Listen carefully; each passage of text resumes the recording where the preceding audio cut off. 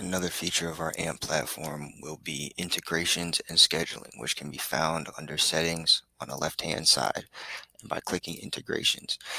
This page we will set up for you by linking your Google account and calendar if you have one, along with your Facebook accounts. By doing this, this gives all of the ads from Facebook an opportunity to be linked in back into either the dashboard or opportunities, where you will be able to see all the important information from these ads. We can also link some other accounts if you would like as well, to help with lead generation and help with the filling up of your dashboard and opportunities.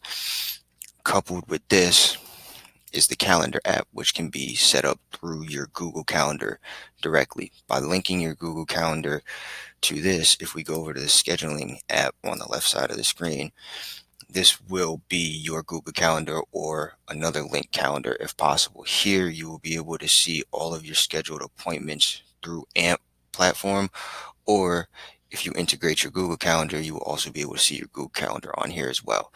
If we click the Appointments app under scheduling, this is another way to see all of the leads that have scheduled appointments in a list format instead of a calendar.